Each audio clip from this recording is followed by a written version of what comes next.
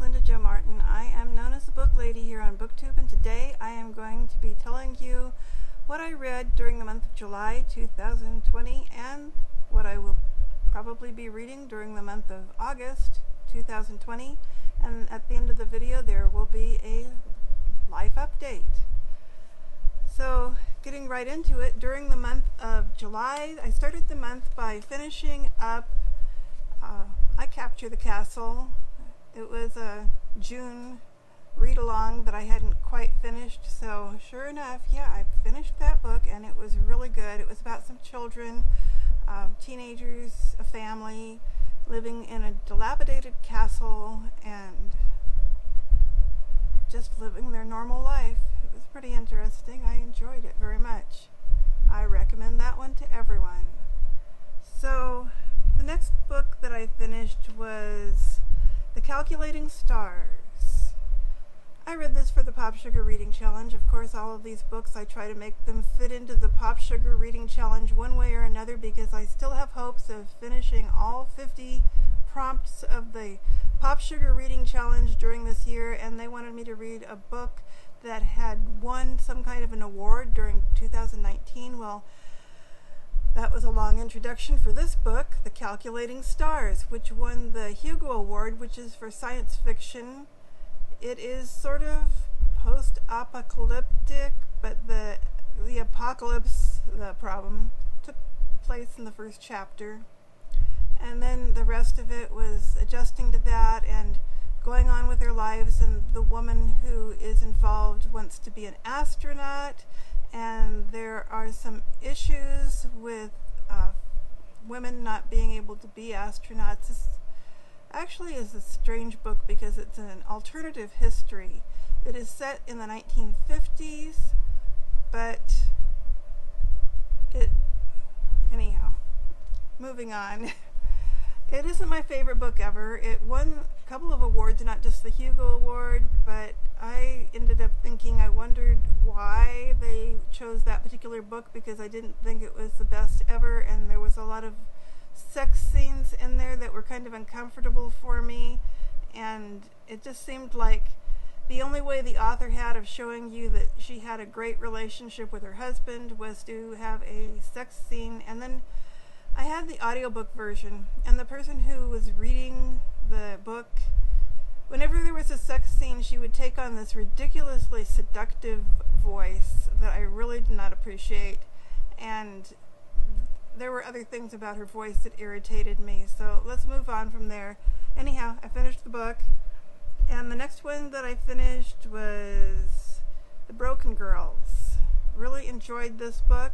It was the first time I had read a book by Simone St. James, and I planned to read more because this one was so good. It was a murder mystery, but it took place in 2 different time periods, so very interesting. And then the next one that I finished was Grandma Gatewood's Walk. I had been meaning to read this one for a couple of years, and basically I love travel memoirs, but this isn't a memoir, it's a biography. But still very interesting because she kept a journal while she was walking on the Appalachian Trail, and she had her first through hike on the Appalachian Trail when she was 67, and then she hiked again when she was 69, and then she started hiking in sections when she was 75, ending in the year she was 77. Oh, and all of this took place way back in the 1950s. I guess her first hike when she was 67, it was 1955, when I was just a baby. The next book that I finished was How to Be Filled with the Holy Spirit by A.W. Tozer. I bought that on impulse. It turned out to be sort of like a booklet of 4 chapters, and if you're Christian, you might be interested. Most of us like to have a relationship with the Holy Spirit, so I thought it would be an interesting read because of the author, A.W. Tozer, who is a classic Christian author who I've read before, and I find his writing very interesting. So the next book that I finished was Your Blue Is Not My Blue. It's a memoir, and let's see, this lady, she's very young, she's in her 20s, and her husband she's madly in love with the husband, and then he disappears, and she doesn't know whether he's alive or dead. And so the rest of the book was about her coping with the disappearance of her husband. And so I'm still reading 3 books. The first one is It's All in the Story, California, which is a book of short stories, and I want to get done with it by the end of the year. I'm not really in a hurry to read all the short stories all in 1 month, so I've got about half of them read right now, and really am enjoying these short stories. I live in California. I was born in California. I really like California, and I want to aim my channel more toward California literature. It won't be exclusively California literature, but this is just something that is fascinating to me because I've lived in this state for so many years, except for the 6 years I was up in Idaho. And so California short stories, they're a lot of fun for me.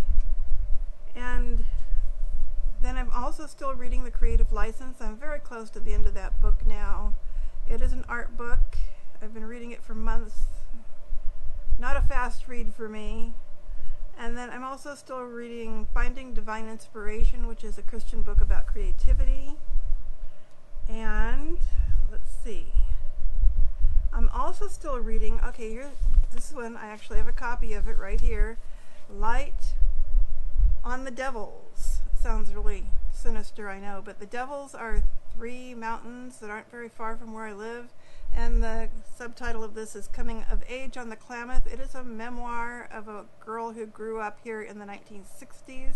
I'm finding it fascinating because I'd like to know more about my town in the 1960s. And in some ways I think she just told too much at times, but she's a very good writer. She's a naturalist. She worked for the Forest Service, and just her writing's very good, so I'm enjoying it to a degree. I have a few reservations. If I ever do a review of that one, I will let you know. Another one I am reading, it wasn't on my list for this month, but since I ran out of books to read, I decided to go ahead and read something that was on my list for the following month, and it is When We Believed in Mermaids. So this is a book about a woman, a doctor, who finds out that her sister, who she thought died years ago in a terrorist attack in Europe, she finds out that sister is still alive, and she has to go investigate it. I love that part of the story. I'm not too thrilled about the romance angle that kind of happened once she got to New Zealand, but I'm going to just plow ahead and deal with it because I'm interested in knowing the rest of the story. So another book that I'm reading right now is a Christian book, Ladies of Gold, and it's about the ministry of the Golden Candlestick, which at first I thought that was a cult, but then as I researched it more, I found out that these people who were meeting together and calling themselves the Ministry of the Golden Candlestick, they met in a seminary school and were just regular Christians.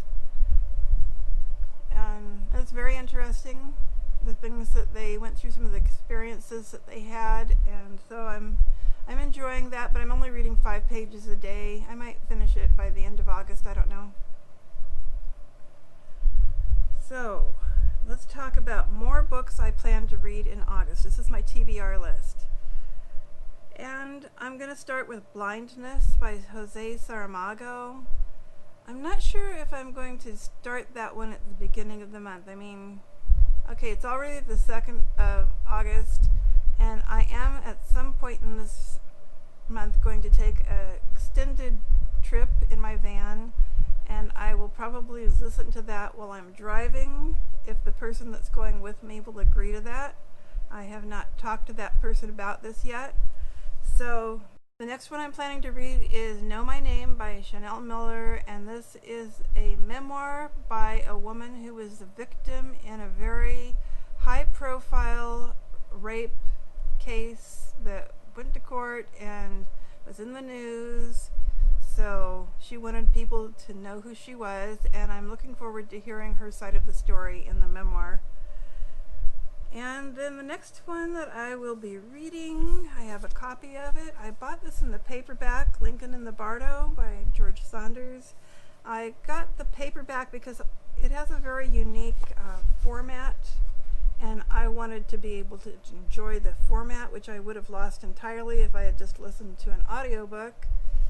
So it was either Kindle or paperback, and I chose the paperback. And so that's another one that I'm reading for the Pop Sugar Reading Challenge, but really all of these are. I'm pretty much aiming towards getting that reading challenge done this year, so most of the books that I read are books that qualify for that challenge. And the next one that I'm planning to read is one that I have been planning to read for the last few years, and I've mentioned it on BookTube before. It's Ireland by Frank Delaney. And this is actually fiction, but it's based on the history of Ireland. I started reading it at one time, but then I got sidetracked by another book, and I hope I get to it this time.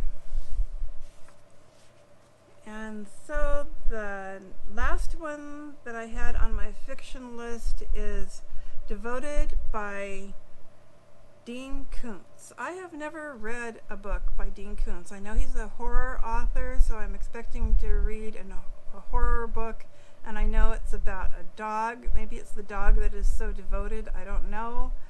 But I opened the Kindle book that I purchased, and it had 3 quotations about dogs, so I figured the dog on the cover means something, and I'll be able to tell you more about it after I read it.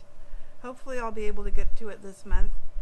Now, I have a few other books on my lap here that I wanted to tell you about. First of all, I DNF'd that last writing book that I had, and I'm going to start this writing book. It is called The Power of Memoir, How to Write Your Healing Story. So anyhow, I need this because I'm writing a memoir this year. And so that will be my new writing book. Now, because I'm also trying to aim my channel towards California literature, I picked up a couple of books off my shelf that I want to read, and the first one is California Ghost Town Trails. And I bought this because I write a lot, and I got this for research, but I've never read it all the way through, and I would really like to. It doesn't look like it'll be too demanding, because there's a lot of photographs and maps in this book. And there is some text, but yeah, I'm looking forward to this. I actually read the first couple of pages, and it was pretty well written, so I'm sure I will enjoy reading the rest of that. There's actually one town in that book that is mentioned that is close to where I'm living, and people still live there. I don't know why they call it a ghost town, but I know at one time there was a lot of people, like thousands of people in that area, and now there aren't, so okay. The other one that I'd really like to read this month is Tall Timber, Tall Tales, and this is about a man who had a mule train, I think, is what it's about. Anyhow, I really want to get to this. The author actually passed away very recently. He used to write on some of the mailing lists, not mailing lists, but Facebook groups that are associated with this town, and then we found out he passed away. I was very sad about that. Anyhow, that's him on his horse, and there's mules. If you see, that's a pack train back there.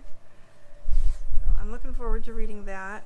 Now let's get to the life update. I'm sorry this is so long, but I'm just doing all 3 things in one video. It's a wrap-up, it's a TBR, and it's a life update. I like to do it all at one time, and though it's a long video, at least it isn't 3 videos, you know what I mean? So the life update. First of all, I looked through my July journals, and I picked out a few events that I thought I might like to mention to you here. The first thing was at the beginning of the month, I was getting my plumbing repaired. It got repaired. The day that the man came back to get the payment was the same day that the bookcase was delivered. I put the bookcase together myself, and I'm very happy it turned out as well as it did. It took me an entire day to figure that thing out. It was not easy, but I have a place for my books now to get them out of boxes, and I'm very grateful for that. Then on July 6th, I rejoined the Folk Art Society of America, and they sent me a magazine. They will probably send me 2 or 3 of them this year. I joined once before for a year and I got 2 of them, but hopefully I'll get 3 this time. Anyhow, this magazine is their 100th magazine that they've put out, and this one happens to be dedicated to the COVID-19 crisis.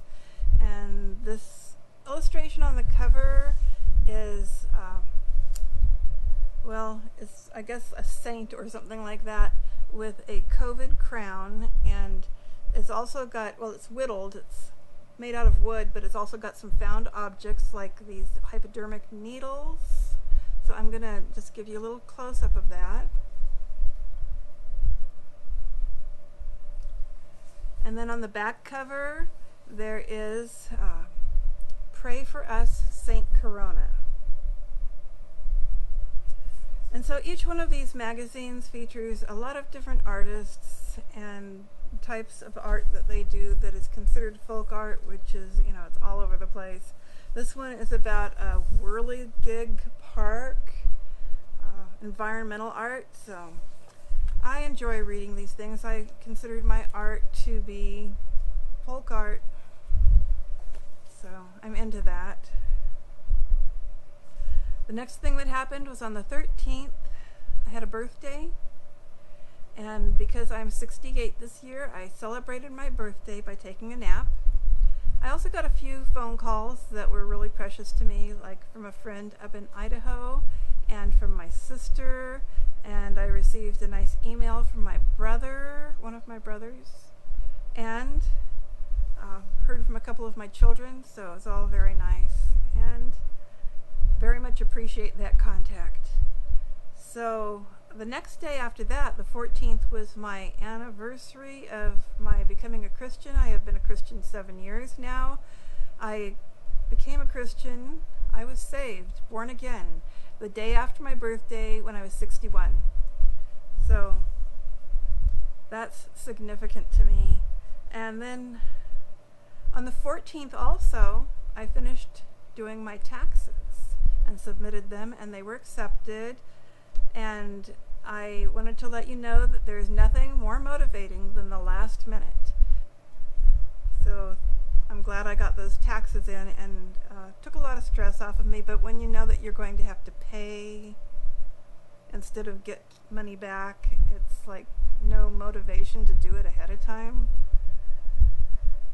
Also this month, toward the end of the month, I got a webcam. I bought a webcam for the first time, and I did it because the laptop webcam was very poor quality, and I wanted to get something that was, just better quality, because I had been invited to a Zoom meeting. So I also on the 25th had my first Zoom meeting ever. Pretty exciting. The next thing I wanted to tell you was that clove oil repels ants. This is a big discovery for me. I happen to have some clove oil, so I spread it on my countertops, and I have not had any more ants come across them. I might have to renew that, but for right now it's working really good. And the last thing that is on my list of things to tell you about is that there was a fire near here. There were a couple of days where we had dry lightning, which is what usually starts fires here in the national forest that I live in. And one of the fires happened to be 2.9 miles from here, less than 3 miles away. So it was a little scary, and I did have an evacuation warning, but that just means get ready. You might be evacuated. But as it turned out, the firefighters here, as usual, did a very good job of putting out and controlling this fire, because every time a fire gets close to this town, they do put it out very effectively, and that happened again this time. There wasn't much wind, so I wasn't really too worried about it coming over this way. So anyhow, disaster was averted, and I did not have to evacuate. Thank goodness. So that is going to be the end of my life update, my wrap-up, my TBR. Thanks for listening, and I'll talk to you another time.